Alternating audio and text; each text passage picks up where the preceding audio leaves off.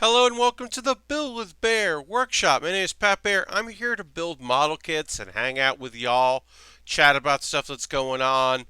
You know, honestly, focus on building a model kit, or model kits in this case, because we're going to finish one up and start another. Ultron, hello. Yeah, I'm going to throw the Bear Cave emote in here. If you're currently a subscriber, you can throw the Bear Cave or the Lego or the Scythe emote if you're a tier 2 or tier 3 subscriber. And if you're not, and you still want to just throw an emote in there, throw an emote from a streamer you like. You know? Hello, Dude Wants His Rug. Happy to have you here. Hello to you. Um, yeah. Throw an emote in there from Will Smith or Kate Stark or Hi Brown Lantern. Happy to have you here in the chat. Welcome. Um, Throwing those emotes in there. Appreciate that. Yeah, we're gonna get started in a couple minutes. This is the usual hangout spot where we talk a little bit. Uh, Zorbs just subscribed with Twitch Prime. That's 20 months. Starting the stream off right with the resub. Hey, you love to see it. Zorbs, thanks so much. You love to see that. No, I love that notification, letting people know that you're renewing. 20 months is radical. Um, Brown Lantern, I'm sorry that your week has been stressful. I hope that tonight can be relaxing and chill. I'm expecting it to be pretty relaxing. I got myself a Leo, the high grade, the 1/4 scale Leo from last year. That needs a head and it needs some weapons. No backpack on this thing, because it's just a standard old mobile suit. And then when we finish that, we'll move into the Nobel, which is the Neo Sweden Gundam from G Gundam, uh, which is a problem. It's a problem. Look, is the Nobel Gundam a racist problem? No. Is it a sexist problem? Yes. There is so it's a different kind of problem than a lot of other things that you will find in G Gundam. Brown Lantern says, I'm a TA at a high school summer program where kids take classes and stuff. It's like a summer camp, sort of. Yes, Brown Lantern. It has long blonde hair and it has a bow. It's basically a sailor uniform. It's Sailor Moon. It's got a ribbon. It's got a beam ribbon. Not a beam whip, a beam ribbon. And it's definitely a lady. And it doesn't need to be any of those things because it's not Swedish. It's just, well, lady pilots this. And they like to say, like, well, because she goes berserk, and that's her thing, it needs all the ventilation. Like, the hair is a air vent, and the ribbons are the bow is an air vent. Which is like, fuck off. You should have just not done that. Like, in my opinion, if you want your, it's like the Shining Gundam, but a lady, just do that. And don't put, like, air vents in there as an excuse. Oof. Brown Lantern venting a bit about their TA program, or what they're doing in this summer program, saying, let me put it this way. We had to kick out one kid out of class for being too rowdy the other day, and then found out later he went to the auditorium in the building and streamed on Instagram Live just being a dumbass on stage. Lashbrook is here, throwing the Bear Cave emote in there and the Lego emote. Thank you, Lashbrook, as always. Well, Brown Lantern, that sucks. I'm very sorry. Sorry I'm a little late. My game of Apex went long because we won. You're not late at all, Ashbrook. We haven't even started building yet. We're still hoping a few more people join us on the stream. Few numbers are a little low right now. Hopefully a few more people come in and to hang out. But yeah, congrats on the win. Brown Lantern, I'm sorry to hear that. It's it's at the very least, this person's goofing around and being a dumbass involved video evidence, like proof. Like obviously that's not good. None of that's good. But like people know what this dummy was doing, like this goof off stuff was like, related. And like documented. Not related. I don't know what I was saying there. Documented. It was documented. That's good. You can be like, hey, you got kicked out of class for being rowdy, and then you went and did this. Here's the Instagram stream of it. So, at least there's a recording of it. It's not great at all. I'm sorry to hear it, Brown Lantern. I hope that the rest of July is smooth sailing for you. Yes, and as Les Brooks says, at least it wasn't like, well, I got kicked out of class, so I went to the auditorium and started like kicking stuff. Instead, they were just being a goof. It's still not good. I'll have a little bit of water here. Pardon me. Sorry about the yawn. They're just loud and disrespectful during class. Yeah, that's just a bummer. And it's like, you gotta remove them, but they're fundamentally looking for attention. And you wish that you could talk to them like a person. And they would respond like a person. And you could be like, hey, I get it. But like, you can't. They're fun and just smart kids for the most part. Some of the kids just need more guidance. Yeah, they just like need more personal attention, which, yeah, Brown Lantern, it's not your job to psychoanalyze this youth and be like, and give them the personalized attention or channel their energy in a positive way. That's not your job. Yeah, you're a computer science student. You're there to help with computer sciences. Which, in the 1 year that I went to regular college, because I went to acting school, I did a year at university and then stopped and instead moved to New York.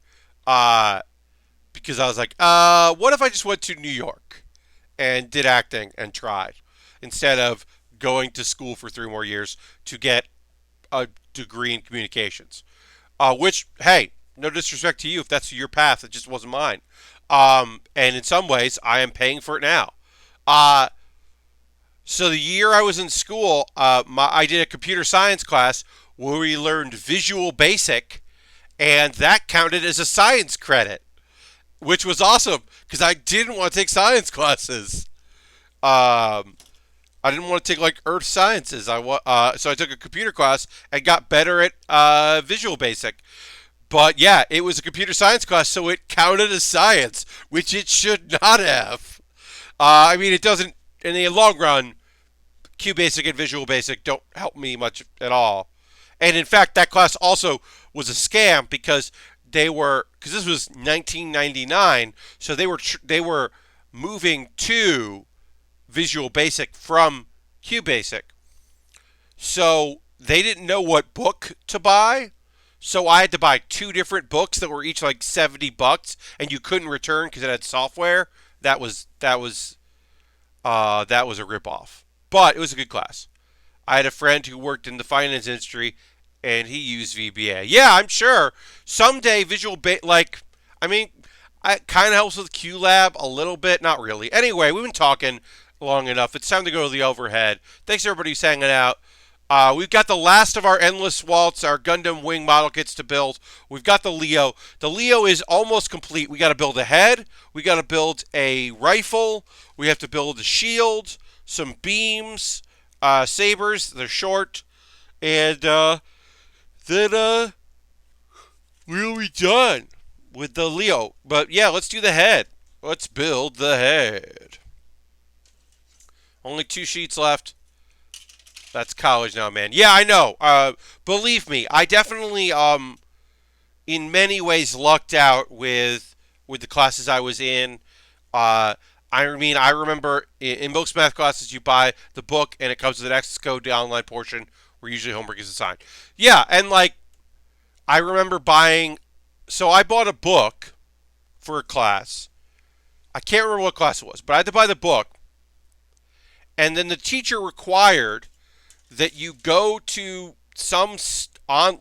you go to a physical location, like it was like an off-brand Kinko's or FedEx Kinko's, to buy um, a booklet of all of the overhead projections from the class, because 1999 it wasn't online, it wasn't available online, but basically the instructor was like, I'm going to cover so much material you won't have time to write things down, so you need the copies of my overhead projections.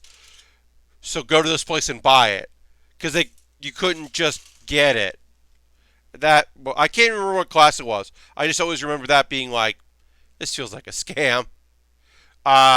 There was somebody in the class that after the first day was like, it'd probably be cheaper to just photocopy the photocopies. So like 4 or 5 of us bought them, and then the other people like Blackboard is still definitely used. Oh yeah, the online Blackboard. Yeah. Thankfully, the OTA for my CS class had a Dropbox with all the textbooks, and anyone asked in person, he would get them. See, that rules, Brown Lantern. That's like, yeah, torrents and Dropbox and that kind of stuff. Like, you gotta do what you have to do. Like,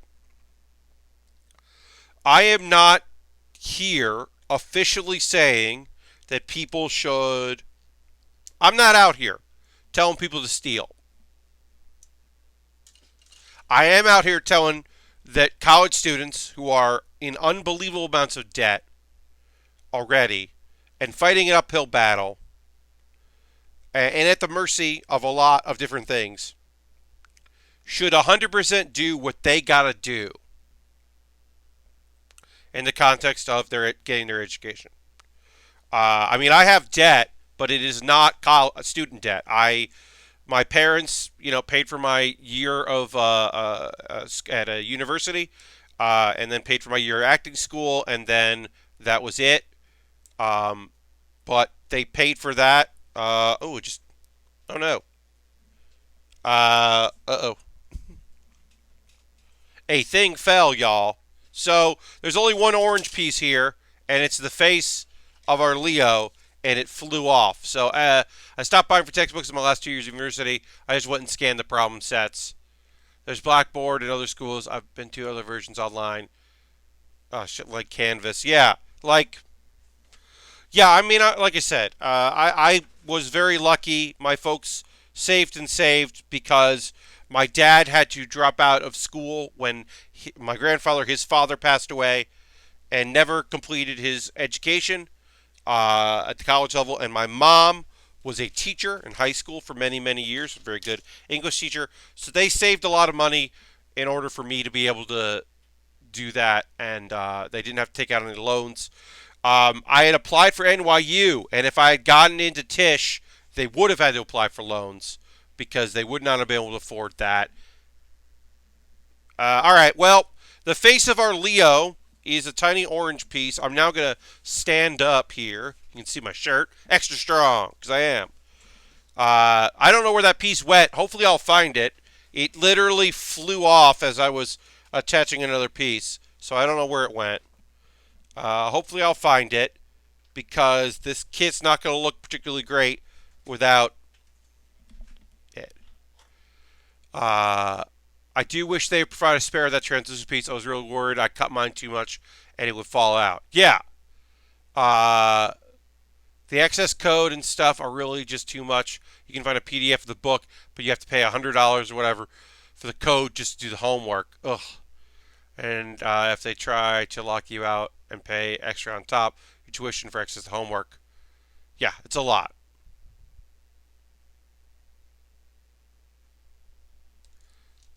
Yep, it's really rough.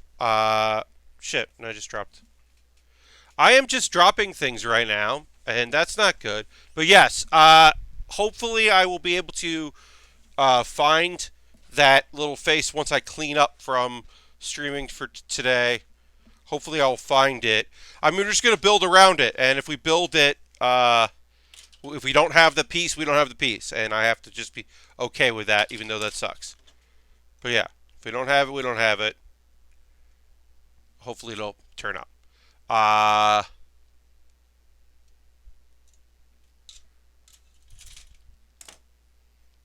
I love the moments when they gotta work.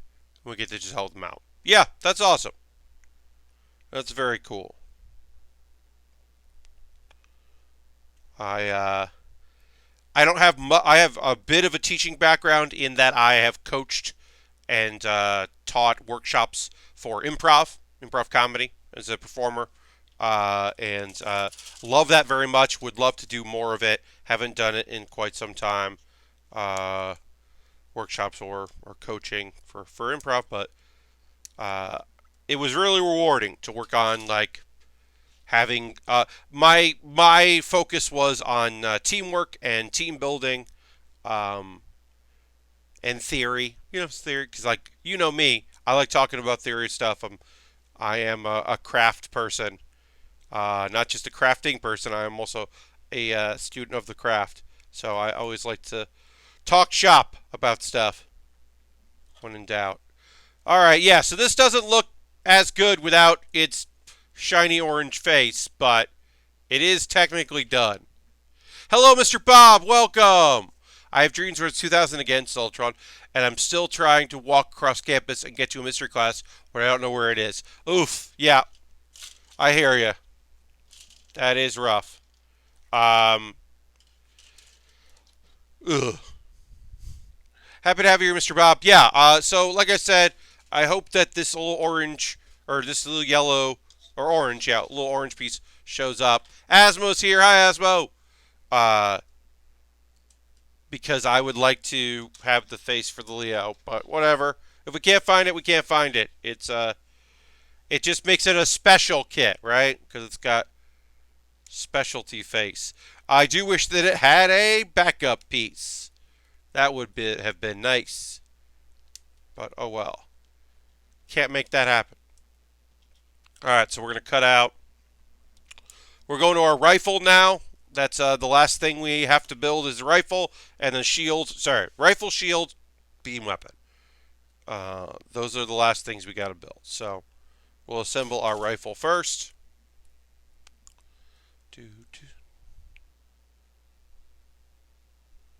And then we will continue on. So I announced on Twitter today, because the information went out and is available, that I have a panel going to PAX Friday, August 30th at 8:30 p.m. Pacific time in the Hydra Theater, which is also going to be streamed on twitch.pax2, twitch.tv/pax2, will be the improvised post-mortem panel. It's a night panel.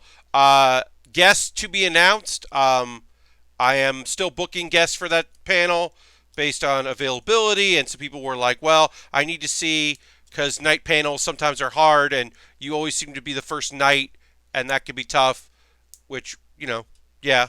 But it will be streamed, and it will be, and I will grab the Twitter archive, like the Twitch archive, I should say, and make that available. So that is gonna happen. I'm very excited about that. Also returning to after a brief hiatus of 2 PAXs. Yes, dude wants to wrestle guy. Yeah, I'm excited about that. I'm bringing back 404ing it. I cannot tell you when during the show because I made the agreement to do it after submissions were due. So I originally we were going to do I get to see live 404ing it, and it was awesome. Oh, thank you. I mean, I love the show. So I had originally we were going to do a League of Heels show, and then we decided we weren't going to do that.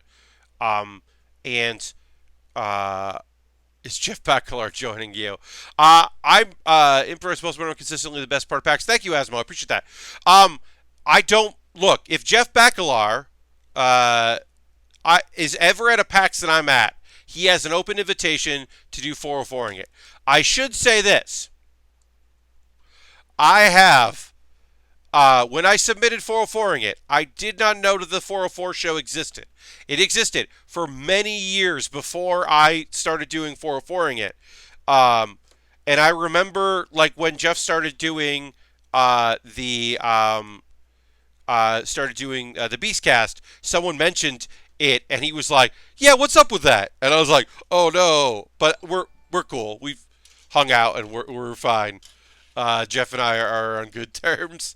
It's just funny. He was just like, "Yeah, of course, you didn't know about it. If you Googled it, you didn't find us. You found 404 messages." Harold is hosting. Thank you very much for the host, Harold. Always appreciated. But yeah, I don't know when 404 is going to be. My guests, which are confirmed, and we got to confirm the day and time and all that. But my guests right now are Khalif Adams from Spawn on Me, and Alexandra Van Chastine, are going to be my guests, and a third guest, TB Determined. I still have to find out. She, the person who identifies as she, her, is not 100% confirmed as going to PAX. So if she is, she's doing my panel, and if not, I'll figure it out. But I'm excited to have her booked. We just have to get all of that straightened out with her schedule. So hopefully I'll know very soon if my third guest. Kai is indeed amazing. He's a great dude. We had him. I didn't know him. Aaron booked him for League of Heels a while back, and then I was like, oh. Xandra was pretty excited about it on her stream this morning. Well, I'm excited to have her. She's a fantastic guest. Both her and Khalif, obviously they both have a lot of realism, right, in their in what they do, and a lot of honesty in what they do, and what they put out in the world, but also a lot of positivity. And that positivity is exactly what I'm looking for on a 404ing It show. Yes, more people should know what the Spawn on Me.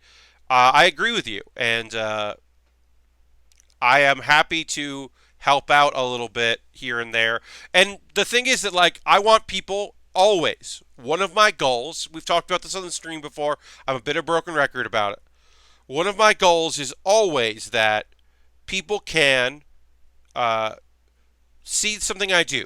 League of Heels, Improvised Postmortem, 404ing It, and find someone, their new favorite person or favorite thing, will be at one of my panels. I had a bunch of people that were like, hey, I'd never heard of the double clicks until Laser was on the last Improvised Postmortem. I looked them up. I love the double clicks. Holy shit. Or people be like, hey, I didn't know about this thing until I saw your panel. This is really cool. Your new volunteer. Well, Brown Lantern, I also will be volunteering at the Game Devs of Color Expo. I realized I got some free time right now, so I am also going to be volunteering at that convention because that felt like better than me just hanging out at the show and annoying people by standing around. Yes, please do. I don't know what I'm going to be doing at the convention. I assume I'll be in a panel room helping with the tech because that is what I am the best equipped to do. Okay, so we got the gun here. We are going to take off this shoulder piece here, and then we can put on the shield as a shoulder piece. The shield you could also hold, and I love this design. I've always loved this design in mobile suits, in Gundam suits, anything. That right here in the shield is the sabers are held there, and then you can pull one out. So we'll pull a saber out and put there. But yeah, I'm excited for the Game Developers of Color conference. Happy to lend some knowledge and expertise. I did meet you once, and I think I probably blabbed about the time I saw League of Heels on acid. I believe you have mentioned that. I don't know if it was when we met in person, but you have mentioned that. But that goes without saying.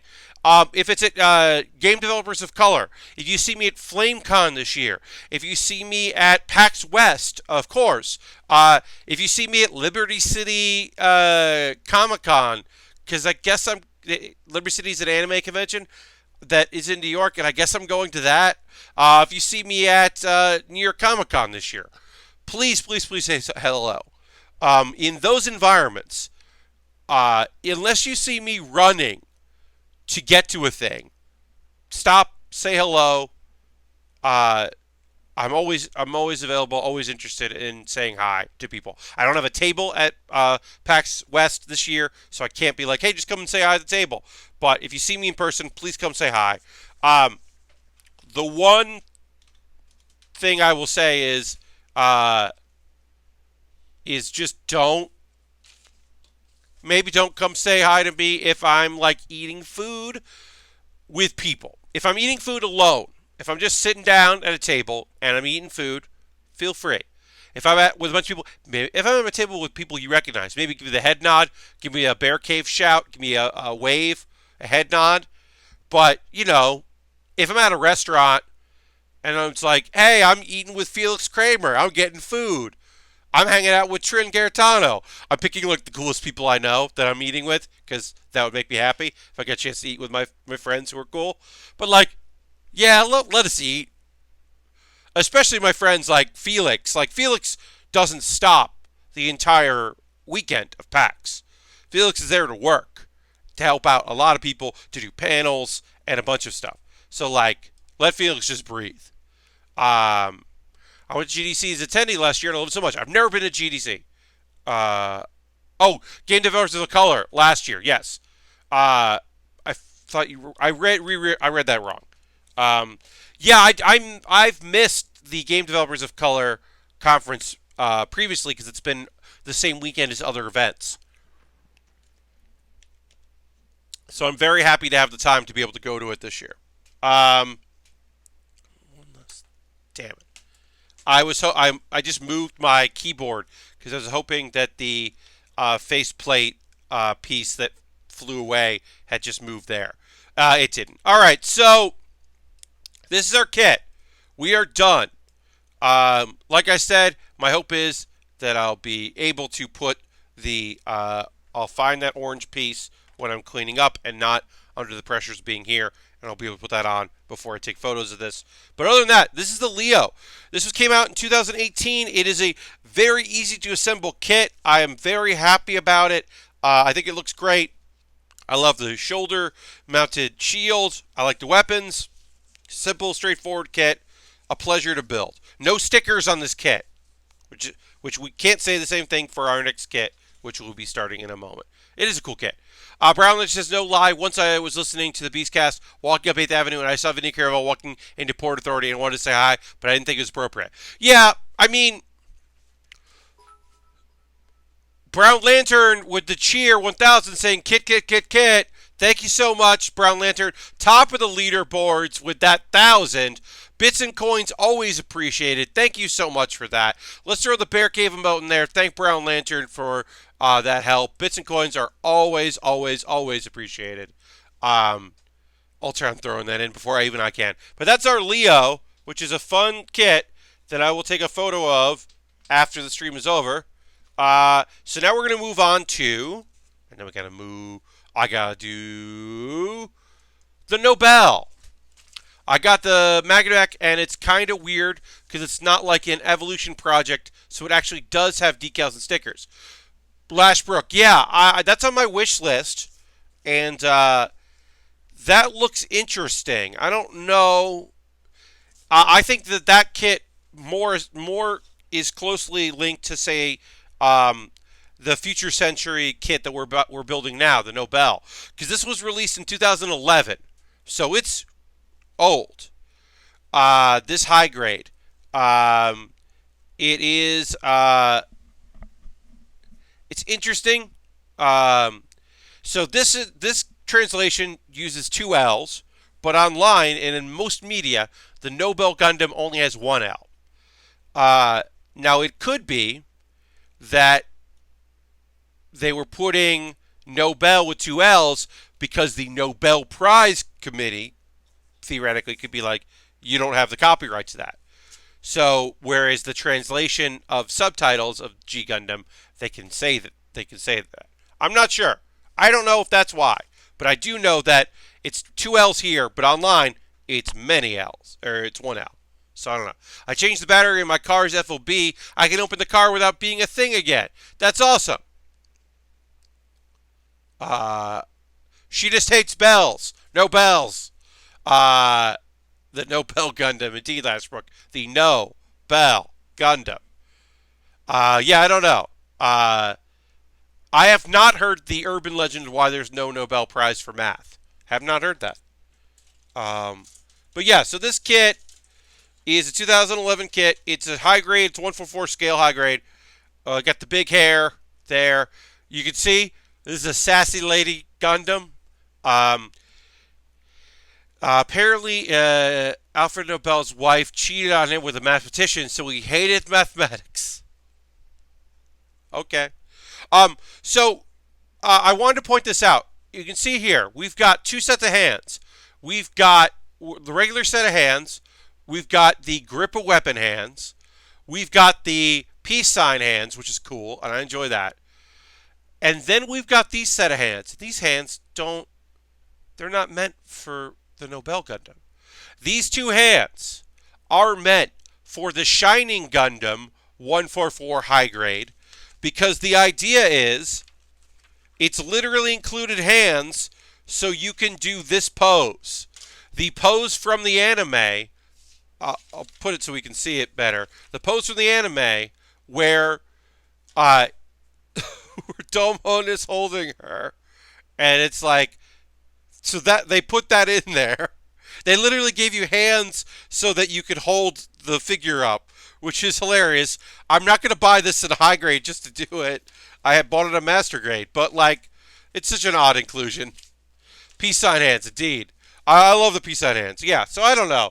This kit's got some stuff. It's also got the different sizes for the whip that goes from the base up.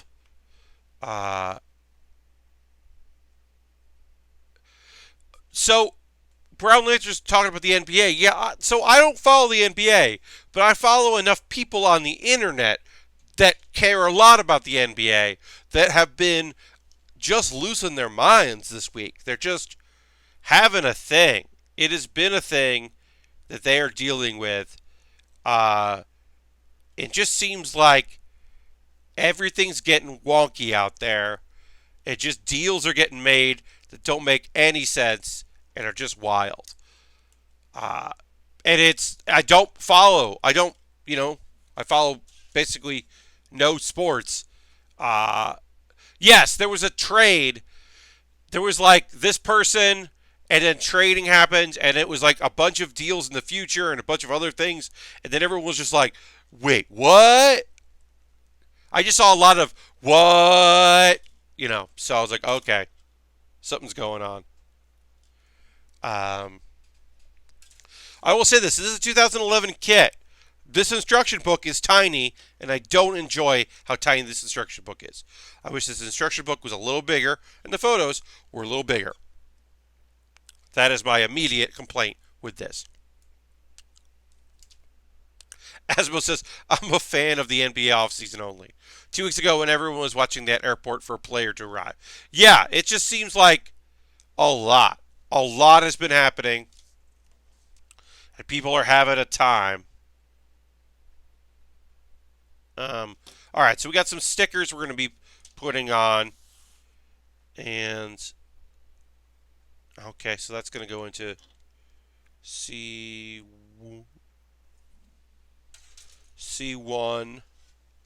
18. But yeah, seems wild. The NBA is different over the course of 11 days. Yeah, it just seems like everything is happening all at once when it comes to basketball. And that's great. I'm sure for some people it's not great. It's maddening.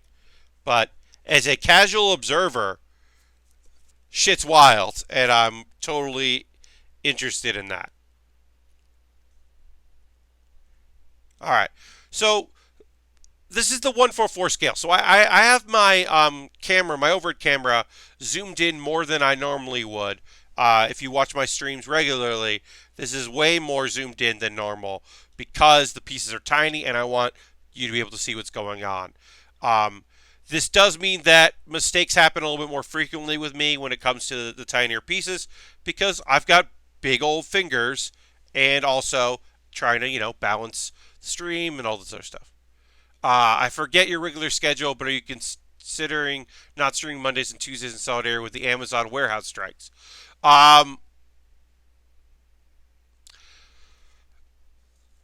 so I don't know, Asmo. My normal schedule is Monday, Thursday, and Saturday, 9 p.m. Eastern. And I occasionally stream either Tuesday or Wednesday a gaming stream.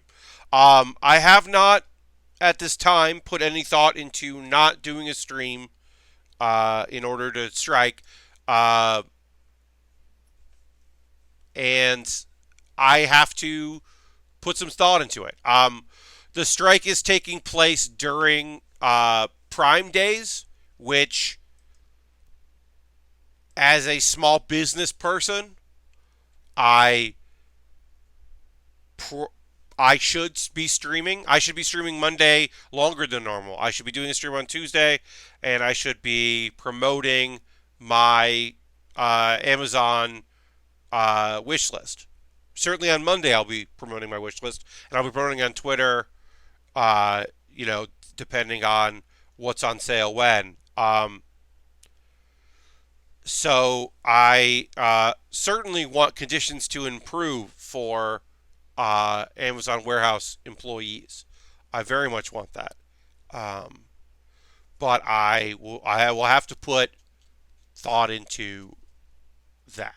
Uh, I will have to put a lot of thought into that. How far that goes and what that means.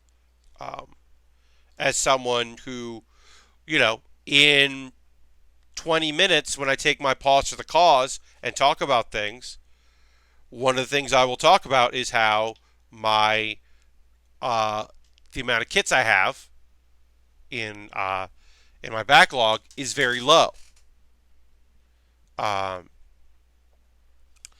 and how I am in very much need of people buying stuff from that, and which of course, I restock myself. But yeah, so the thought would be that on Monday I would be putting a pretty big push on that. Asmo says it's a tough question, and I doubt anyone will begrudge you either way. Yeah, I mean, look, I don't. I wish there was a better alternative.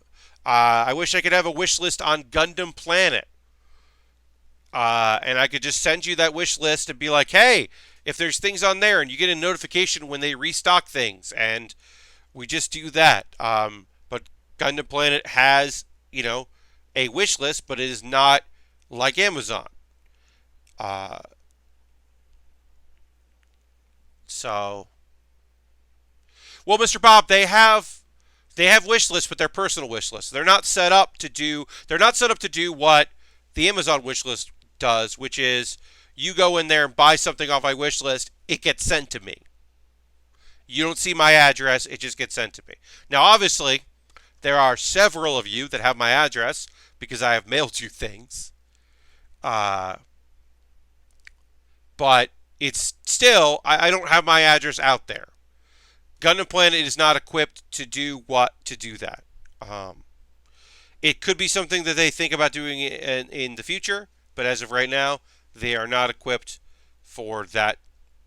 So uh, I am in a position where it is still one of the best ways, both through Amazon and through Twitch subscribers. I mean, look, my big things are asking people to subscribe on Twitch or give me bits and coins through Twitch, which is Amazon, or back me on Patreon, a company that does not seem to want to run well and seems to be succeeding despite itself.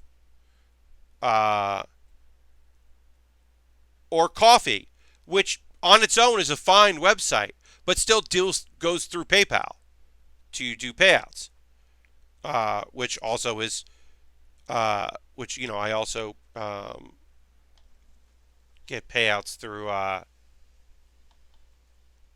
Um, what was I going to say? Oh, I also get payouts through Twitch is through PayPal. So uh,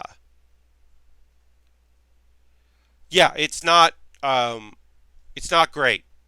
Um, I wish I was in a position where I could not stream, but I mean, let's look at this. January, right? January was my best month January into February, best month I've ever had as a streamer. Uh, Most subscribers I've ever had, most viewers I ever had, biggest biggest win for me professionally since I started streaming. That was tied into a lot of that was tied into the fact that I had lost my job. I was laid off, and people were being incredibly supportive. We got up to over 70 a little under 70 subscribers with some tier 2 and 3s. But over almost 70 subscribers. Uh that's huge. Some of the best numbers I ever pulled in. Now Right now I'm streaming for 12 of you, and I'm so thrilled you're here. And I currently have 41 subscribers, and I'm so thrilled to have that. That's incredible. Thursday is my best night for streaming. I'm sometimes well over 20. Uh, but but lately it's been low. And I'll have a jump around packs. Every packs, especially if I'm live streamed and if my Twitch ID goes up and people are watching me on Twitch, then they follow, and then my numbers go up the next time I stream. That happens pretty consistently, so PAX West should get a boost. But I played Hearthstone last night for at most 9 people. Happy to. Good conversation. Great to talk to Asmo a lot. Some people just kind of watching. Sometimes when I stream games, people ask questions, and I love that. I love answering questions. But it wasn't, it wasn't like a huge turnout for my stuff. So to take time off is like a thing I have to really think about. I have to think very hard about it. Uh, yes, Mr. Bob. Indeed.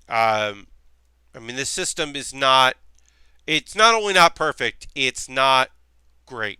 Earlier, Mr. Bubba said, I wish I could reduce Amazon in my life, but all I can do is hope they stop sucking so much. Yeah, that's, I hope they're better to their workers across the board. Um, and, yeah, right now I do have to make decisions that affect me. Like, one would assume that people who want to support me by buying stuff off my wish list might want to do it on Monday or Tuesday because there will be deals. I will be adding I will be adding things to my wish list because they're on sale that wasn't normally there. I constantly update that and peruse and try to add things that I think are of interest and try to make things like that happen. But yeah, um, it's rough. It's a rough thing to. Anyone that chooses to not stream on Twitch or to on those days or in general, more power to them. I have nothing but respect for that. But I think I gotta stream and then dedicate some time on my stream to talk about these issues. No, Asmo, you're not bringing the vibe down. This is important. And this is one of the things that uh, I hope people like about what I do here, and one of the reasons why this chat and this community around this stream is so great is, look, on Monday, or not on Monday, after our commercial break, I'm going to talk about anime, and like I'm not just going to be like this one was funny, this one was cool. I'm going to talk about how like this show apparently, right now it's cute as hell, but it pulls some bullshit in the manga, and I'm seriously debating whether I'm going to bail now or bail if and when it gets weird. And that's a debate I have to make based on information that has nothing to do with this part of the anime. Like, I'm going to talk about an anime that apparently is very troubling uh, later in its run of the manga, but isn't troubling now and is in fact delightful. And what do I do with that information? So I'm going to talk about that later. I don't want to, burn it out now, but these conversations are things that we have here, right? We talk about stuff, and we're honest about things, and that's a thing I really like. We're respectful of each other. I just put this white sticker on here because, god damn it, if this isn't a sailor outfit. Will we get 4.5 hours of Pat talking about 3.5 hours of TV? As plus. Oh boy, yeah. I love Waypoint as well. I am a bit talked out when it comes to Evangelion. I love the perspective of thoughtful humans and adults chatting about a show now in the context of watching it for the first time. I always find that interesting, and especially because you can look at a thing for when it was and when this is. Harold just cheered 90. Thank you so much for that. 90 plus 9. Thank you so much. Very much appreciate that, Harold. But yeah, I mean, like, yeah, I don't know if I'm going to be able to listen to it. I appreciate that they do it. I mean, I always have a deep appreciation for the work that Vice Games Waypoint puts in. But yeah, it's a lot lengthy conversations, but also those conversations need to happen, and I'm interested in that. As we talk about, we think briefly talked about like Darling in the Franxx pretty recently, which is another one of those shows where like it's not just the show, it's also the show around the show that is worth discussing, and the spectacle. Or someone the other day was saying like, we were talking about what's your favorite anime that you can't talk about with people because you're just like, this is my favorite anime and I can't bring it up with anyone ever.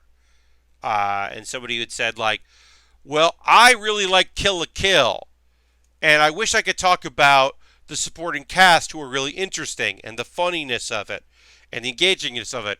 But then I look at any art from it and I'm like, I can't tell people I like this show. And I'm like, yeah, and there's some fucking problems with that, with Kill la Kill. Certainly. There's some deep bullshit with that program. But yeah, it's like, yeah, that's a hard one to be like, this show rules. Some of those conversations are rough to have, but that is part of being an anime fan, is just noting that, yeah, I like this thing. Fuck. It's hard to talk about.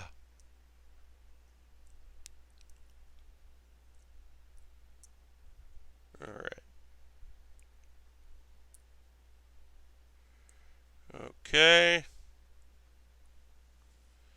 Putting our collar on here. Terrible. Hello, Infinite Soup. Happy to have you here. Welcome to the Bear Cave. We are working on our Neo Sweden Nobel Gundam from G Gundam. As I said, we were talking about that. I finished my X-Wing, and I have no idea where I can put it, says Mr. Bob. Yeah, Mr. Bob, ain't that the way? Sometimes you're just like, well, this is cool. Fuck. So, when I said we were going to talk about this thing here, we should, have a conversation about G Gundam because we are a stream where we can have those conversations, and in fact, we need to have those conversations. Never seen Gundam.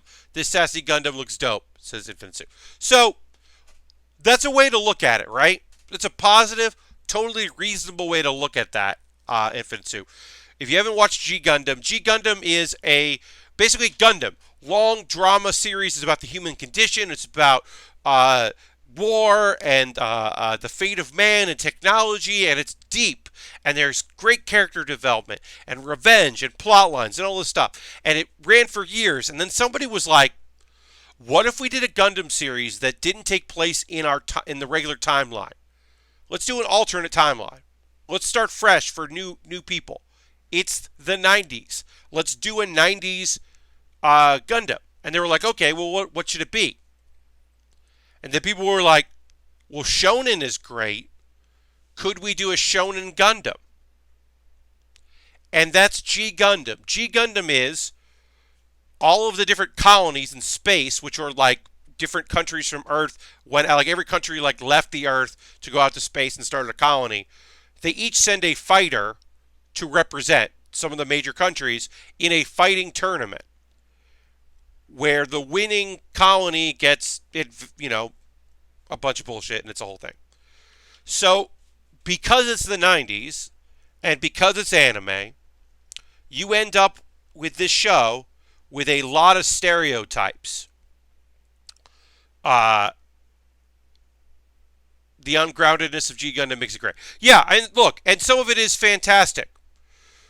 The fact that there's a windmill Gundam is so dumb. The fact that there's a sarcophagus Gundam.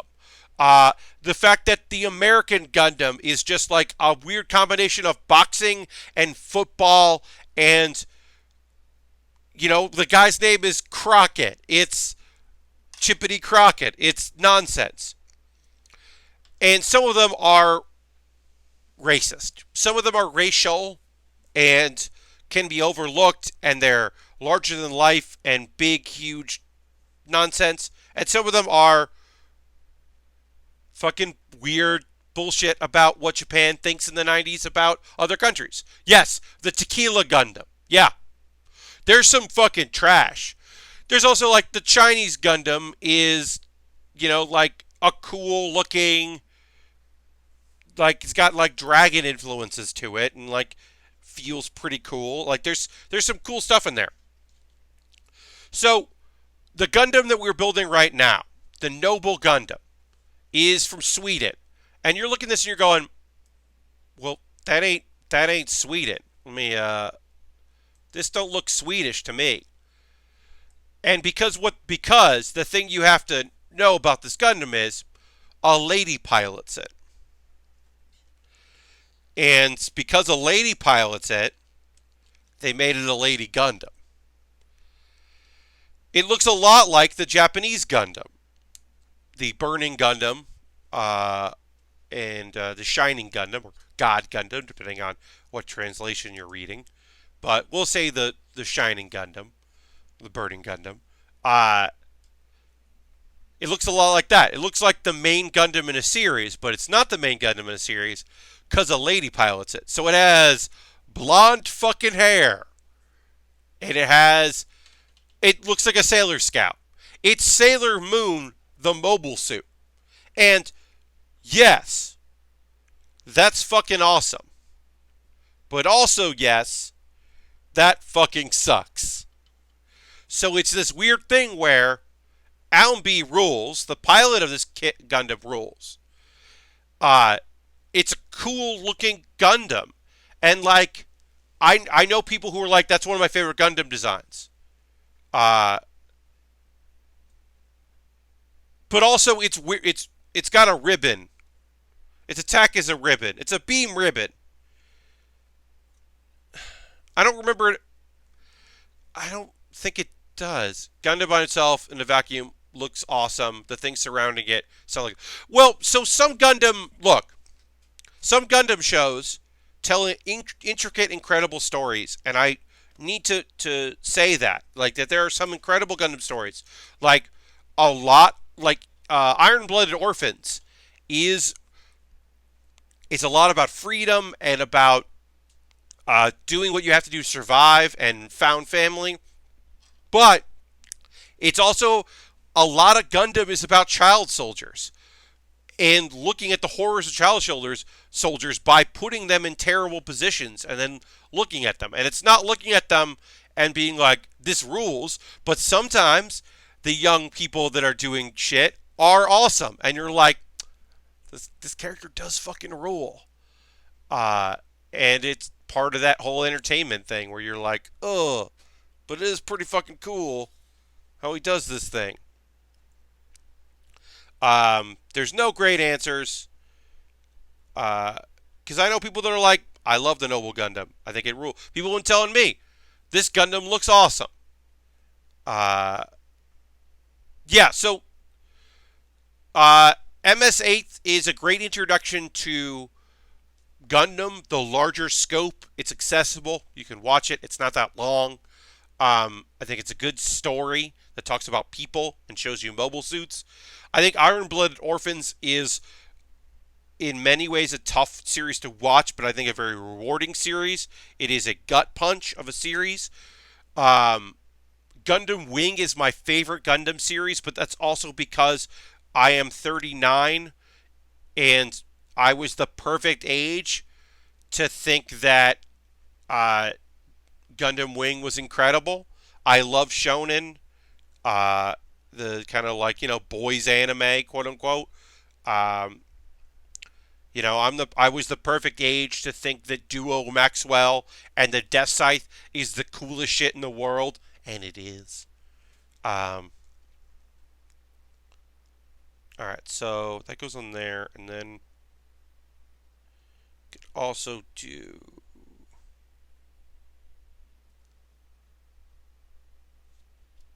dot there, but we'll put that there and leave that for now. Um, but yeah, I think MS8 is a great place to check out if you're interested. Um, in Gundam, I love Gundam Wing. I'm always gonna rep Gundam Wing. It's a lot. It's a long. It can be a long series, uh, but all right. So let me look at this kit here. I'm gonna look closer at this kit. Poses. Actually, I could just look at the image. I don't do this. Yeah, it does want to do that, which I think is kind of neat. So I got this sticker on here, and if I want, because I haven't decided yet, I'll look at it later. Uh, I can put another sticker on top of the sticker. To put a sticker on a sticker, and then I got a sticker for the sticker. But I think I'm going to wait on that and see how I feel about it after it's done, if I want to put that sticker on there. We got more stickers coming, don't worry. This is a high grade after all. There are stickers.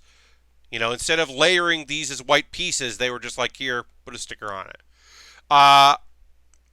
One big issue in Gundam is the shows try to do too much and end up having some larger issues because of it. Even the first show got canceled and they rushed to completion. Yeah, I mean, sometimes the shows are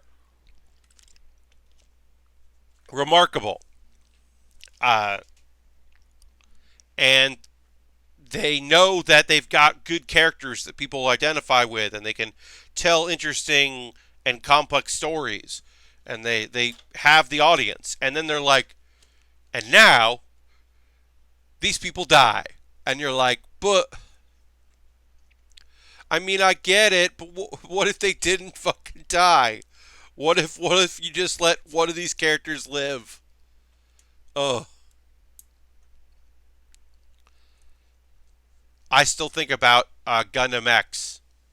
Gundam X followed Gundam Wing and got like canceled because people were just like, no. They went the wrong direction with Gundam X, I think, for success.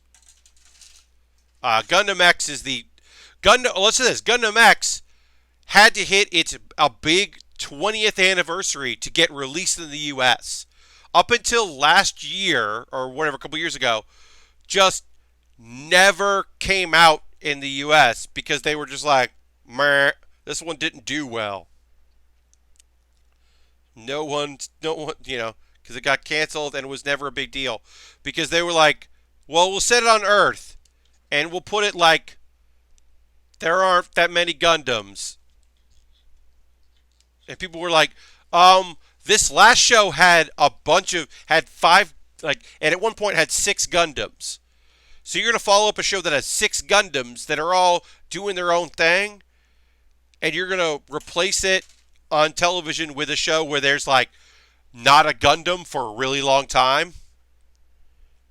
People were just like, no, thanks. 28.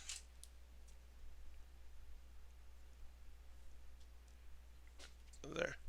Um, they let the main character live in Double Zeta, and he's Caden, a crazy Jupiter hermit in a broken down Double Zeta Gundam. Yeah, yeah, great. Congratulations. You survived. You're now a hermit. Congrats on surviving. It's a lot. But also, like I said, some really incredible stories told very well. Some very uh, cool, beautiful stories, but it's heavy. It's a heavy show. As I said, I mean, one of my favorites, my favorite modern show is Iron Blooded Orphans, and that show is a kick in the teeth. I mean, it's called Iron Blooded Orphans, but it also just lives up to its name, 100%. All right, so put the eyes on there. Got the eyes on, and then what's this one? Is this goes on B3?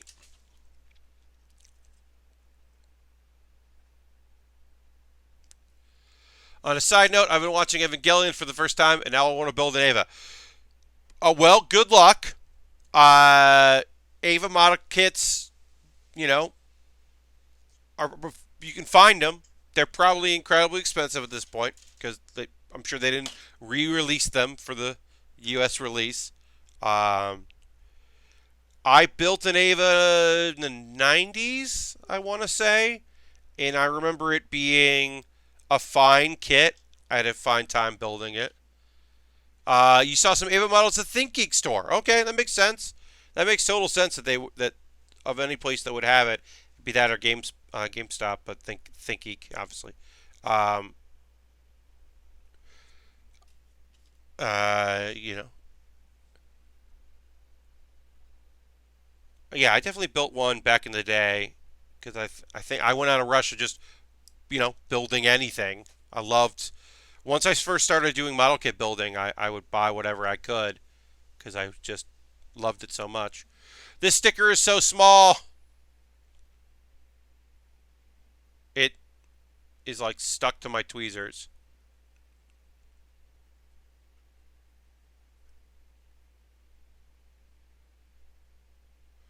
All right, I gotta be really careful with this little sticker.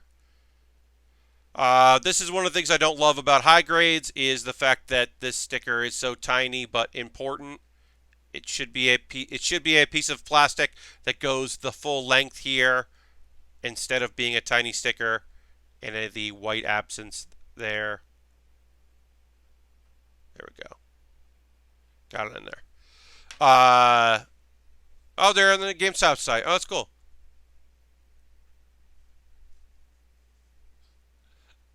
Eva's no, Asmo, yeah, you might be a little out of sorts, Asmo. 834, 833. So as I said, in context of the Noble Gundam, because if we don't finish this today, we will finish it on Saturday. This will not be a long build, although if I keep dropping pieces like I do here, uh, it will not be a long build. Um, but the context of this is it does look rad, um, but I do wish that it that well one I wish that she had more to do in the show, and especially how she is used and mistreated is awful, and I'm not a fan of that, clearly. But in general, like, she should be in the she should be in like one of the hearts. Like, she should have more to do in the show, and this should have a personality besides being the female version of Neo Japan's Gundam. Like, it should feel like the other Gundams. I do like. Look, in a vacuum, the Sailor Scout Gundam is fucking rad as hell. It's just we don't. It's not a vacuum, and it's a bummer because Alan B rules, and she's important. We don't have to be like, oh well, Rain. It's like, no, no, no, no. We don't have to worry about that. Uh, Rain rules, and she just, has it rough. And, I am here to support Domo and Rain because those characters, just, are rad. Gotta support them. But yeah. Uh, Carol, you wasn't consistent in watching. And yeah, um, both yeah, like there's a lot of ways to watch some of the old Gundams. Like I said, I don't think that G Gundam certainly is a problematic fave for certain. I mean, not all of Wing holds up by any means. The A lot of the shonen, like, kind of like pretty boy at school stuff with Hero, it doesn't really hold up and doesn't hold up to scrutiny. I think the dub is, for the time, excellent, but might not hold up that well. Um, Especially, I think Duo's U.S. voice is kind of weird. Um, but, uh, and but I do think that Gundam Wing is an incredible show.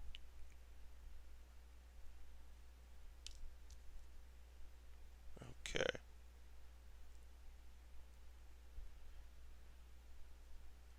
All right, so I'm building ahead here. I'm getting to. It sucks that I love Turn A, and I'm scared to watch it again. Uh, it sucks that it's a DVD only show as well. See, yeah. So here's the thing. Much like Gundam X, Turn A was like people were just like, no, this is not what I want. And there's a lot to be gained from that show. There's a lot of interesting elements to that show. But overall, people were just like, no, thank you. Not interested in this weird, your weird Gundam that looks like it has it looks like it has a mustache. The Turn A Gundam looks like, I'm gonna look at the photo again. It's just, it's so weird looking. Like, down to the very oblong, the oval shields. Like, it looks like a main character Gundam, but its face mask is so weird, and its line work is so weird. It's like such a strange show. Such a strange series. But it looks like he's got a giant mustache. It's so weird. Oh, it's so weird.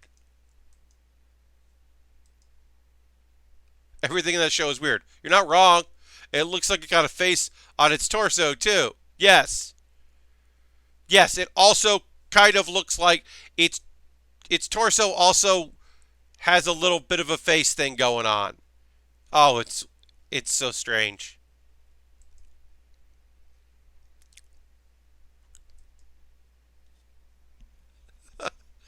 Oh, yeah, it's a piece of work. There's some really interesting things about that show. I remember liking it at the time. I mean, it's not like Seed or anything. It's not hated by the internet or fans at large. It's not Gundam Seed by any stretch of the imagination. All right, so we're done with the head. We still have to. Eventually, we'll have to attach the. Let's see here. Yeah, eventually we will have to attach the hair, but that can come later. So we'll just put the head on for now. The air vents that are in the hair. So silly. But yeah, there's our head with our stickers, our chest piece there. All right, so I'm going to take my pause for the cause as a brief break, and then we'll get back into building, and we'll start working on assembly of the arms, which I can do two at a time. But yeah, this is the part of the stream. We're not done. We're going to go to 11 p.m. Eastern time, so we got another 45 minutes. But I do want to take a brief moment to just, first of all, thank you so much for watching. If you're a current subscriber, you can throw the Bear Cave emote in there, or the Lego emote, or the Scythe emote. And I always appreciate that. Xandra made those, and she rules, so it's nice to be able to include those. Thank you for being a subscriber. If you're just watching because you follow my link on Twitter, or you were like, I remind you on Facebook or Instagram today that I do this, consider giving me a follow here on Twitch. Turn your notifications on so you know when I go live. My next stream will be on Saturday at 9 p.m. Eastern, where we continue with the Nobel Gundam. I appreciate you all so much for being here. There are ways subscribing, bits and coins. Those are ways within Twitch. Using your Twitch Prime coin because you have Amazon Prime linked with your Twitch account. Those are ways to support the stream within Twitch itself, and that would be huge. Another way is by joining my Patreon. I've got different levels. My $3, $5, and $10 voted that they wanted me to play Hearthstone rather than Twitch Sings yesterday. So that's what I did. I'm going to put this in chat. All these links will also be in the show description on YouTube, because I have a YouTube channel where I archive stuff. But I have a Patreon. Consider joining my Patreon. You get videos early. I have an Amazon wish list. I mentioned that. I put a couple cheap options on my Amazon wish list because I thought that might be nice for people. Because, rightfully so. Sometimes folks are like, hey, I love the channel. I can't spend $40 on a model kit for you to build. I totally get that. But there's some other options on here. I've got some SD Gundams that would be fun to build, including Gundam X, the X1, which would be a silly thing to build. It's got a little pirate skull on it because it's a crossbone. Bunch of different things available on there. Like, yeah, some things that are under $20. Some things that are more expensive. There's some Lego sets on there. I haven't built Lego in a while. All the Lego sets are expensive. I totally understand. But yeah, I haven't done Lego on stream in a bit, and I would be into it. And anything that gets bought on that moves early in the line. So I would build that instead of building the kit that I have waiting for me. I have a couple kits waiting for me that were not bought on a wish list that I just bought. So, because, got to buy stuff to build. But yeah, I'll build stuff off the wish list before I build that, the other things.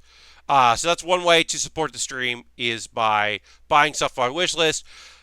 I have some equipment at the bottom that'd be nice to have, but it's okay. And then I have a coffee. That's for donations. Anything that goes from Twitch, Patreon, coffee, all goes to me buying kits and equipment. It all means a lot to me. I have a Discord. Join my Discord. It's nice. I post build photos, talk about stuff we're working on.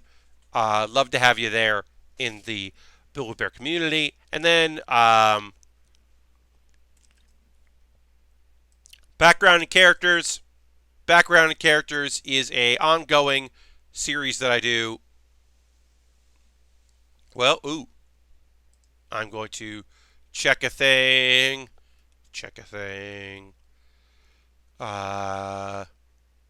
Okay. Yeah, the Twitch dashboard just told me that I have no viewers right now, so that's I know I do. But background characters comes out every Wednesday. I improvise a character based on a random image I found on the green screen. I just record it. Okay, now I'm back to 15 viewers. Great. Background characters. I found an image that I like on the internet. I put it on my green screen while I'm setting up for one of my streams, and then I just kind of like get into a vibe with a character and kind of go for it. The one I recorded today for next Wednesday is the one I put out today or yesterday. I like. It's an image I wanted to use for a while. It might be a little mean, but I think it's fun. The one I have for next week is one of the best ones I've ever done, I think. So look forward to that.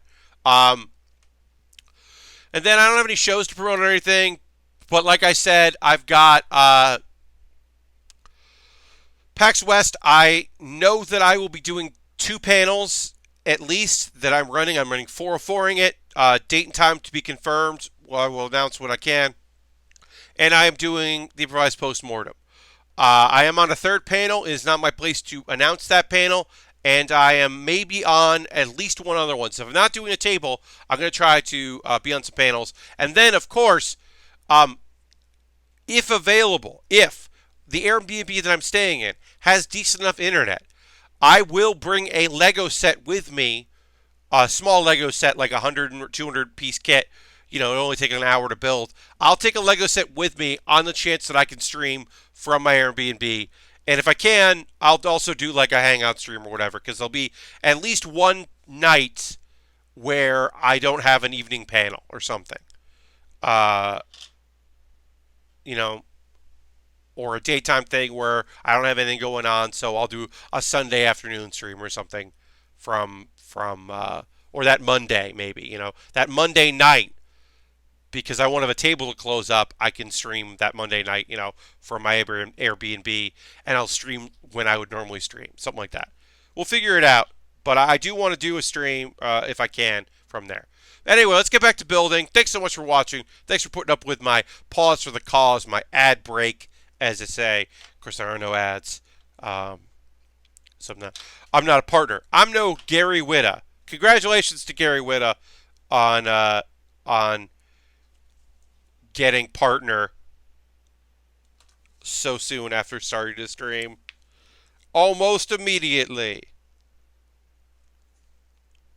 That's rad. I am legitimately happy for him, if not incredibly jealous. But good for him. I hope he sticks with it. And you know, he's also doing interesting things. I think Gary doing a color commentary for Book of Eli is a really interesting choice and a cool thing. So, known Englishman, Gary Whitta, indeed. But yeah, Gary kind of like on a lark getting into streaming. Because I love it because it's like, it happens so fast that he doesn't have emotes. Because he doesn't have in-jokes yet. I mean, he's getting in-jokes. But like, doesn't have emotes. Because like, barely has been streaming. And is now a partner. And they're like, you need emotes. Point about mouse guard though. Shoot that guy. Indeed. Indeed. Shoot that guy indeed. Yes, yeah, that mouse guard did seem like it might be cool. So, we'll never really know. Unfortunately. Which is a shame. But that also is part of being a writer. He's writing, you know, part of that is doing a lot of work that isn't going to see the light of day, which is really rough. All right, it's time to talk about anime. We are in the 2nd hour of the stream, which means that I talk about anime. So we're going to do that. Let's start with Black Clover. Oh, hell yeah. We've got our fire lady doing some fire shit, having some mana.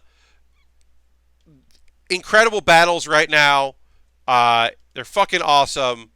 The elves are a very credible villainous threat and are like really fucking shit up. There's some storyline stuff. I'm getting caught up to where I was in the manga when I stopped watching reading the Black Clover manga. Sorry. We're getting to the point now where I'm getting caught up in the anime, and it does not disappoint. I have been thoroughly entertained so far with this show. Uh, I am just consistently a huge fan of it. I think sometimes the animation is a little lacking because they run into budget stuff, which is a shame. And I am not, I'm not saying like, oh, that doesn't matter. When it's good, it's good. But it has happened, and it is a shame when that happens. But overall, I think the quality has been outstanding lately, and the fights have looked really good. Uh, the week they took like they did like a filler episode one week, um, so they had more money for the season, and I think it really shows. Uh, but yeah, Black Clover is really great. Also, that came out on Tuesday. I'm kind of doing like the days that the show comes out. Are You Lost? Are You Lost is it's a half-length show. So far, there have been weird moments in it, like weird, like what out of left field, like sexual innuendo stuff. The basic premise is four girls, high school girls, are trapped on an island, a deserted island, and one of them is an expert in survival, but not necessarily like a people person, and the others are like trying to figure shit out. Um, and it's good. I like it, but it is like there are moments that are like weird, and you're like, I don't like this part. This is an awkward moment, but it's over quickly because the pacing is fast. It's very fast paced, so I think you get over your moments of like this seems weird pretty quickly. So that's good. I appreciate that. I'm gonna keep watching it. I think that there isn't a lot of slice of life this season that I'm interested in. So this slice of life so far I've been enjoying. Uh, so yeah, so I'm gonna give this more weeks because I think it's funny and weird, and I think that it'll once they kind of get settled into survival mode and listening to each other, I think uh, it'll be even funnier once they kind of get the premise out of the way. Speaking of getting the premise out of the way, Isekai Cheat Magician came out, and boy oh boy, is this ever slow fucking paced. So they do one smart thing. The premise of this show is, uh, dude from our world gets summoned to another world, but the spell gets the person who's doing the summoning gets attacked while it's happening, so the summoning goes wrong, and the person who gets summoned isn't summoned to the place. They're summoned to just like a random spot. They don't know why they're there. They don't know what's going on. And then also, the guy that was being summoned, his childhood friend, uh, she's standing next to him. He pushes her out of the way of the circle. She jumps back in. So you get both of them. And that's like kind of interesting. I think it would have been better if they both had gotten summoned, or if she was summoned and he was just along for the ride. But clearly he's the main character. She's there as well. Real Rai says, I just built this set a month ago. Oh, cool. I've had this in my list for a little while, but I've been wanting to build it for a little bit. Uh, but I'm glad you worked on that. So Isekai Cheat Magician, we only had one episode, so they do a smart thing. They show you a bunch of characters being awesome, including our two main characters being rad and using magic, and one of them is like, people were like, oh, it's this person, oh, fuck. And you're like, oh, okay. And then, like, literally, before the opening song, the main character goes, oh, every time, it feels like cheating. Which is like, oh, fuck you, but also, okay. Like, all right. It's called Cheat Magician, and the guy references cheating. And I was like, okay. All right. Okay. Um, it is fine so far.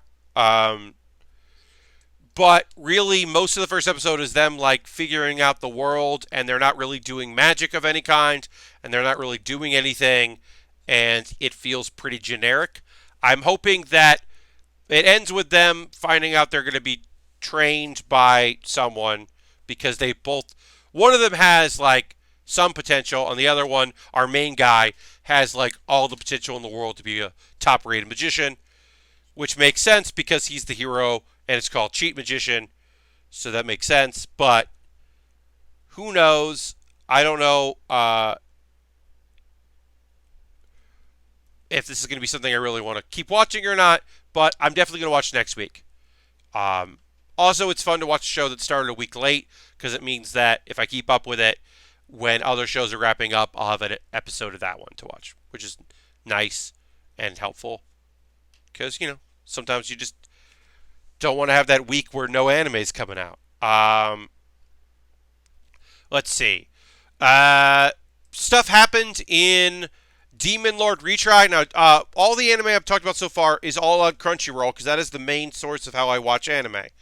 There is one show that I watched on Hulu. I haven't looked at the other stuff that's out on Hulu. I will take a look. There was one thing about like Magic Cops that I didn't really like the look of. I have to see. I also don't know if anyone picked up one of the Isekais that's out. I have to see if that got picked up by anybody or is available in the U.S. The one where the guy's mom also comes over into the video game from real life. But we got our second episode of Demon Lord Retry. So we got to see some magic. We got to see some items from the video game that this character is from. The premise of Demon Lord Retry is this guy helped make a video game that's like a GTA Online style game. So there's shooters and there's items and it's like a massive multiplier kind of thing. And he's really good at it. And he's so good at it that people call him the Demon Lord. But he looks like a mafia boss. He looks like a mob boss. He looks cool and long hair and deep voice and wears like a black suit and smokes cigarettes and so this character gets summoned to this fantasy world. And even in the first episode, the mom with the 2-hit multi-target. No, that's it. The mom is the one with like, do you love your mom and her 2-hit multi-target attacks? Like, yeah, I don't know where that ended up, if that ended up in the U.S. or not, or if it's on some website. Like, there's an Australian streaming service that has the weightlifting one that you have to spoof an account to join or something. I don't know, but I haven't looked too closely. But so the Demon Lord guy does like joke, which I thought was funny. He's like, C110. Sorry, just getting the right piece. He jokes that he wishes he had read more light novels if he was going to be put into a fantasy world.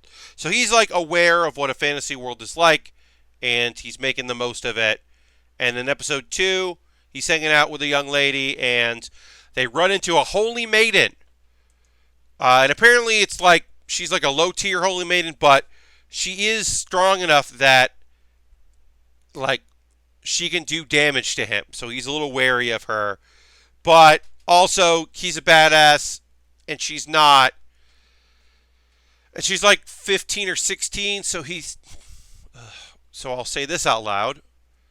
In this anime, Demon Lord Retry, the Demon Lord, who gets attacked by the Holy Maiden, spanks the Holy Maiden on her butt, clothed, as a punishment, and then steals her pouch of gold, and then they get like a nice room. And a lot of it is like him treating the main girl in the show well. And also, you see her like, hey, guess what? This Holy Maiden is going to join the party. She's joining the party. There's no way she doesn't join the party. She's in the opening animation. I can tell you that she is. I can tell you that her sister, who's teased in the end of episode 2, is going to join. I can tell you that the dude that works for the sister, who is shirtless and his chest hair is in an X, and I already know that I love him and he's my favorite character in the show, and he has not spoken yet. But I can already tell you that that's the best character. That dude is going to join the party. Like, they're in the opening. They're in it. But it'll be interesting to see if what else happens. Ultron says anime. And anime is a good response to that. Because it is just like, fucking anime. Like I said, I don't know if this show is going to be good or not. Second episode, I'm interested. I like an isekai. I like that instead of like How Not to Summon a Demon Lord or Overlord, those are shows where the person played an anime or Log Horizon. Those are shows where a character play an anime or were playing an MMO or fantasy game or dot hack and then got sucked into a world that's similar to the game that they were playing. I like this where he played a GTA online game and then gets sucked into this world. Lashbrook says, according to Kotaku, Crunchyroll and Funimation both have mom attacks premiering on the 12th. Okay. Oh, man, that's when's the 12th? That's tomorrow.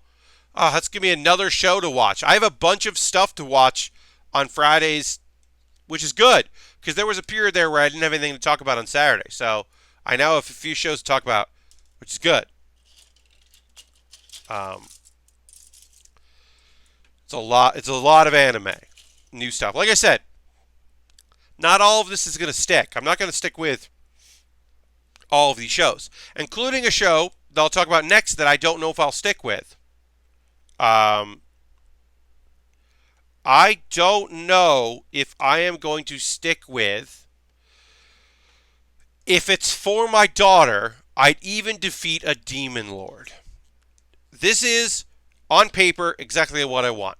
Fantasy setting, but it's a slice of life. It's about an adventurer who finds a young demon child, a little demon girl, whose guardian or parent has died, and he decides he's going to adopt her and raise her, and he's like trying to figure out how to be a dad, and he lives above a bar, like a tavern bar, and so the gruff adventurers that hang out at this bar for job postings, like, are all like get really sweet on this little girl, and they don't necessarily know that she's a demon.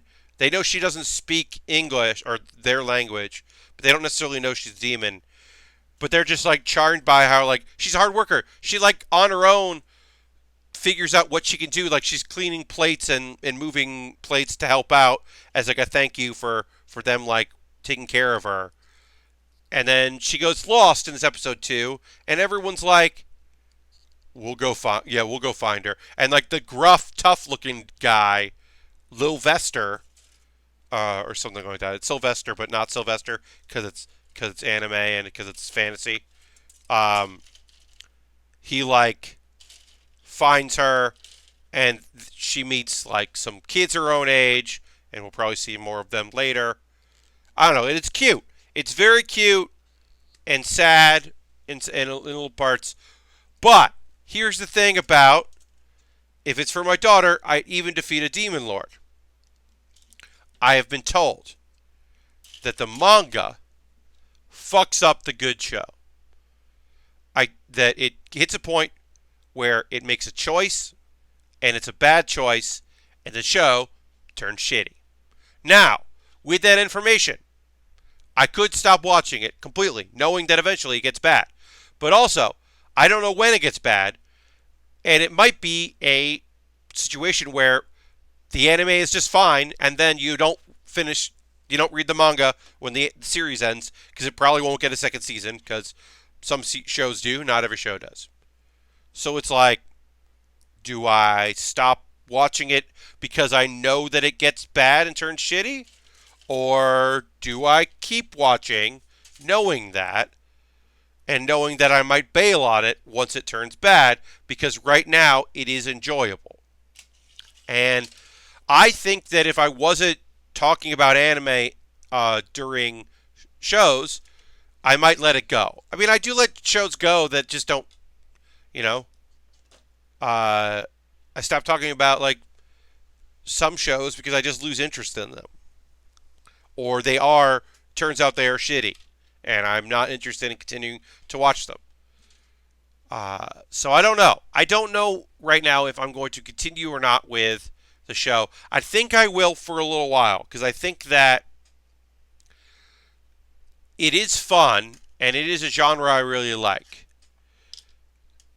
And I guess I have to hope that it turns into Usagi Drop, which is a show where the anime is incredible and you don't read the manga and you don't read spoilers about the manga and you live in a world where the anime is just adorable and awesome and you don't follow through on finding out the bad choice that got made in that fucking show or manga. So I think I'm going to do that and hope that that's the case. And it's not like other shows where you're like, oh, nope, I'm out. Fuck this thing, I'm done. Because I don't know. It might be. I can tell you that right now, it is the cutest fucking show happening. I'm looking forward to the second episode of Fire Force, the second episode of Dr. Stone. Definitely looking for more Dr. Stone. The first episode had a lot to do, and so I'm hoping that I'll like this second episode. And like I said, I haven't really looked at what Hulu has. I think that the muscle one that I'm not watching sounds like the way to watch that subtitled is through an Australian or New Zealand website. And then maybe Funimation has it, the dub. I don't know. I was hoping for a situation with Wise Man's Grandchild where Crunchyroll just gets it after a little while, like a couple episodes in, and then I can finally ditch Hulu because I did my season 2 rewatch of Funimation as its sub, says Lashbrook. Okay, of the weightlifting one. All right, that's fine because I don't have Funimation, but I also don't want to watch that show because I have heard it is consistently awful about weight loss. And does not have anything nice to say about about that. So I am skipping that one. The premise of getting obsessed with this. Asmo says, in non-anime news, I've gotten deep into Person of Interest on Netflix, and it's far more interesting than I expected. I've never really watched much of that show. I have heard positive and things about it, but yeah, never really got into it. But I'm glad you're enjoying it. Keep at it and then keep enjoying it, Asmo. Oh yeah, so I rewatched all of season 2 of One Punch Man in anticipation of finally ditching paid Hulu, which I will, but Demon Lord Retry is keeping me on there, and I like it. So I'm like, erg. But yeah, I did my rewatch of season 2 of One Punch Man, and the first 2 episodes still have bad animation. It's weird how the animation didn't improve. The first episode is still choppy as hell. And then, Metal Bat shows up and everything's better. Because Metal Bat rules. Metal Bat fucking rules. All right, top half of done. Keep going. Oh, we gotta build these fucking high heels. God damn it. God damn it. I knew we were getting there. Just the fact that her boots have heels is like, come on. I know there's that joke like, it doesn't matter. The legs don't matter. It's a Gundam.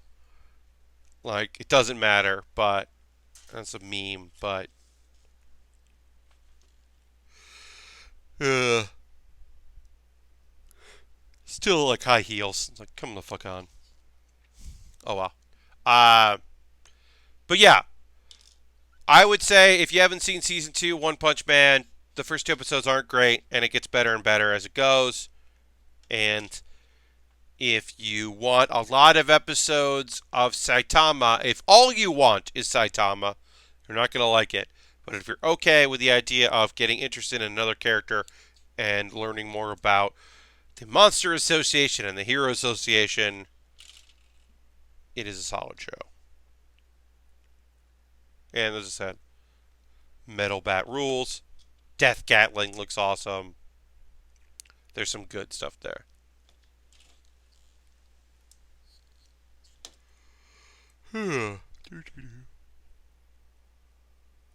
There's also a guy in a tracksuit. I forget his name, but he's a fun character. He's like a minor support character that does some good work that I like.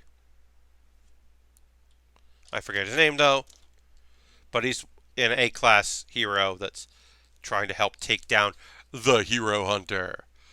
I watched the first 2 episodes of How Heavy Are the Dumbbells You Lift, and I like it so far. Episode 1 is pretty horny and has the best friend who shames the main character for being a little plump, not quite overweight. The second episode is far less horny and doesn't really have the weight, but otherwise so far the rest of the cast is really positive and it's pretty informative. Learned how to stretch better and try doing a plank. They're hard. Planks are hard, last book. I'm happy to hear that that the core element of it is our main character is feeling fat and gets coerced into going to a gym, and that is our impetus for the weight thing. Is the guy in a tracksuit a doctor? No, unfortunately, no, Harold. He is a tactician, but he's no doctor. Lashbrook, I'm glad that the second episode shines away from that because that is a lot of the criticism I know from the first episode is that it is the core conceit of the show, the character joining this gym and workout is that, and then also because one of the supporting characters is just very horny for our main character and weight training in general. But yeah, I'm glad it's not all that, but I've not. The more I looked into it, the less interested I was in the show.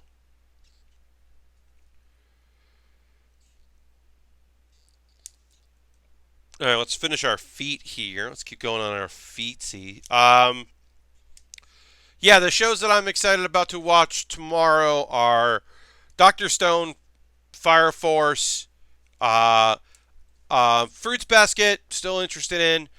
I believe we will get the first. Yes, the first episode because we had episode 0. So the first episode is it wrong to pick up girls in a dungeon? We'll get that. 2, the second season. Or Danmakai, as it is often called. And then I'm going to have to check out Do You Love Her Mother and her to try it, whatever fucking name of that show is.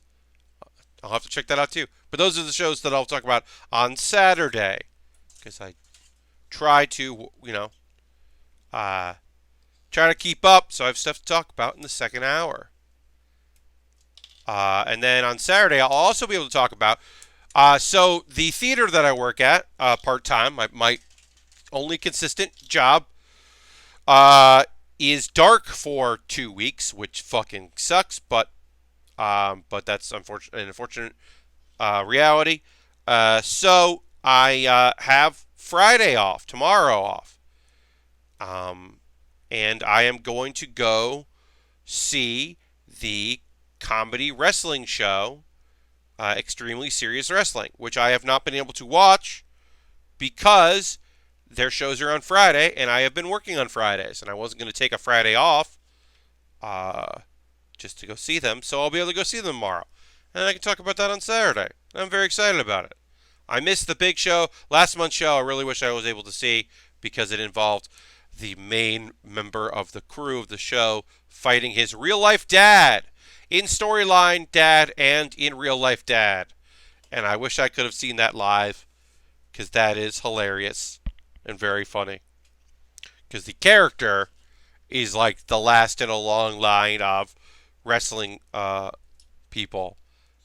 And so him wrestling his dad is very funny. And the fact that he comedy wrestled his real life dad is also fucking hilarious. Um, but yeah, I'm excited. Extremely Serious Wrestling is a very fun show. Tomorrow, I'm going to go see that. And I'll look forward to checking it out and have something to talk about on Saturday.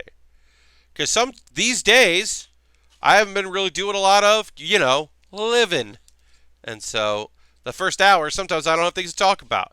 And I don't want to talk about PAX tomorrow, or Saturday, although if I do have information about when 404ing it is, I'll be sure to mention it.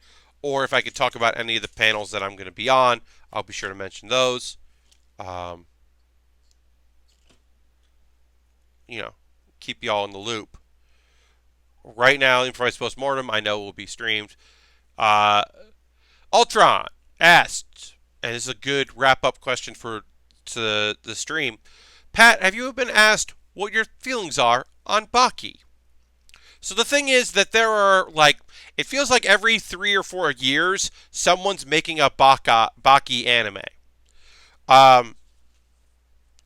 The latest one that came out, I think the subtitle quality is very poor, but my general thoughts on Baki or Baki is if you want your fighting anime to be brutal, if you want to see different styles of martial arts but fucking brutal, if the explosive deaths in Fist of the North Star are up your alley, then I would say that the most recent Baki is worth watching. I don't love ultraviolence for the sake of ultraviolence. I don't mind rooting for people who are complicated or even necessarily villainous. But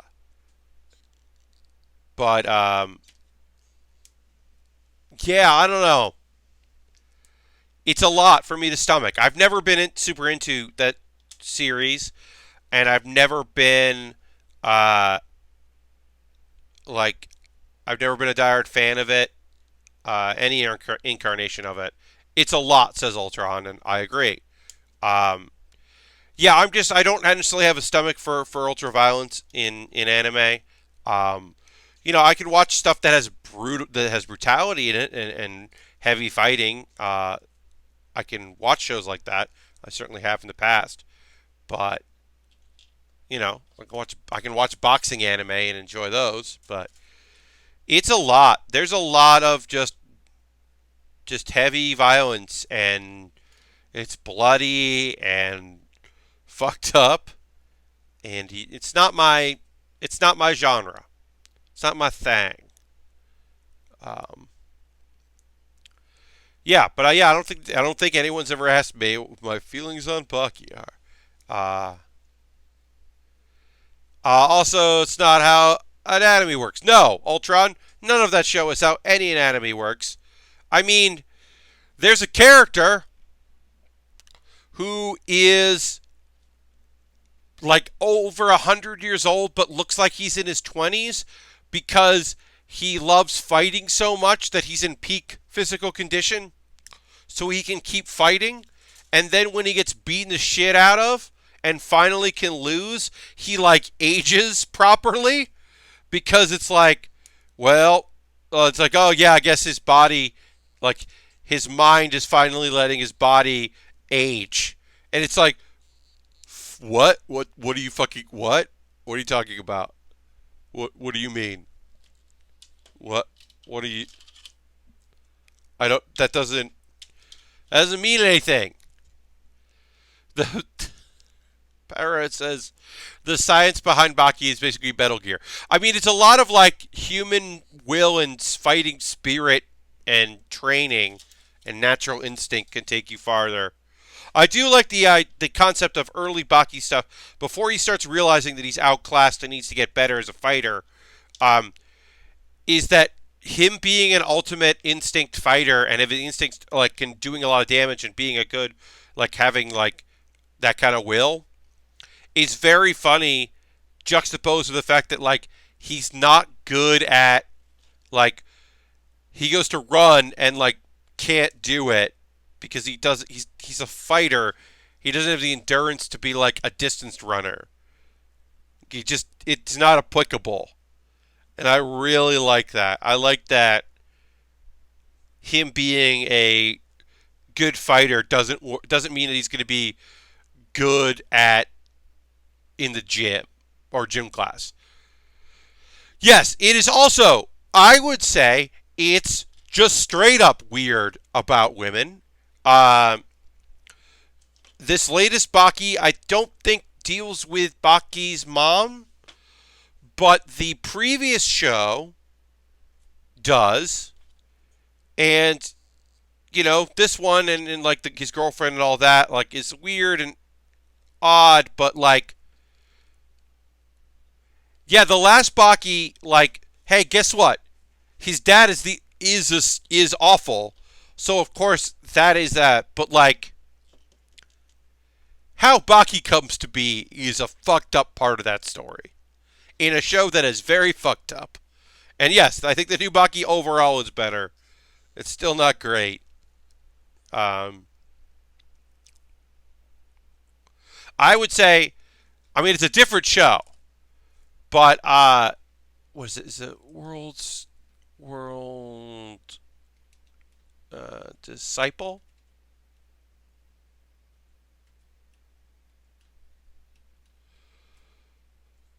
I get World's Best Disciple. Is that what it is? World's Greatest Disciple. Uh, I can't remember. I'm looking it up. Yes, Kenichi, the mightiest disciple, or history's strongest disciple, uh, is definitely much more of a comedy than Baki. But as far as real martial arts taken to 11 or 12 because of anime, also in general, better feelings on women because some of the women in the show are incredible. Some of them are there, uh, but uh, some of them are awesome. Uh, there's also a clip that is both great in English and Japanese of Kenichi, where he's just uh, trying to be. Uh, oh, it's a remake. That's right. It is a remake of another show. Um, it ran for. I'm looking at the Wikipedia. I had no idea that Kenichi ran for 12 years. Uh, yeah, I think Kenichi is really fun. I mean, it's slow going. It's like a guy who ends up fighting a guy in a martial arts club to kind of protect himself and his friends, and then gets trained to do it. And he ends up meeting these incredible masters of different martial arts disciplines who kind of train him what's up, and he figures out how to be great. Um, and there's just like, yeah, there's a. It was in the mid 2000s, and then yeah, Funimation had it. There's an OVA that came out later. Um, it's there's like towards the end of the first big arc, Kenichi just he's fighting a guy who understands how Kenichi fights, and so Kenichi can't get any moves in on him. So he starts imitating the different masters he has and starts imitating their voice, and all his masters are watching. Uh, and one guy is just like they're kind of making fun of each other for like, oh haha, he said a line like you would say, and it's like, oh, I don't sound anything like that. And then he does like one move about like the slow talking person who's like very slow, measured, master of weapons, and he like does like the imitation, and then she just goes, now he's doing me, and she's like so genuinely excited that he's imitating all his masters and is also imitating her. It's one of my fucking favorite scenes because she's just like, yay! He's just like, she's just genuinely psyched that the Kenichi is imitating her fighting style. I love it. Uh, there's some not great stuff about ladies in that one. There is a moment where like a gang of ladies is trying to stop him from stopping them because he's trying to help his friend make it to a talent show, and they don't believe him. And then a character shows up and like cuts all their clothes because she's not allowed to kill them, and it's not great. That's not a great part of that show. But overall, Kenichi, it's a fun one. It's also just goofy and silly, and it's that like main character is he's gonna keep going and he's motivated, even though he should fucking quit. He should 100% quit, but he has no quit in him, so he won't quit. And I like that shit. Um, all right, that's gonna do it. I'm going to try to find the top part of Leo so I can take a photo of Leo. But there's what we've built so far of our Nobel Gundam. Thanks so much for watching. Thanks for hanging out. My next stream will be Saturday at 9 p.m. Eastern Time. Please come and check it out. Thanks so much for hanging out here. Thank you, everybody. Consider telling your friends about it if they like building and anime talk and like a very pleasant, nice chat. I'll see you on Saturday for the next build with Baer Workshop. Bye-bye.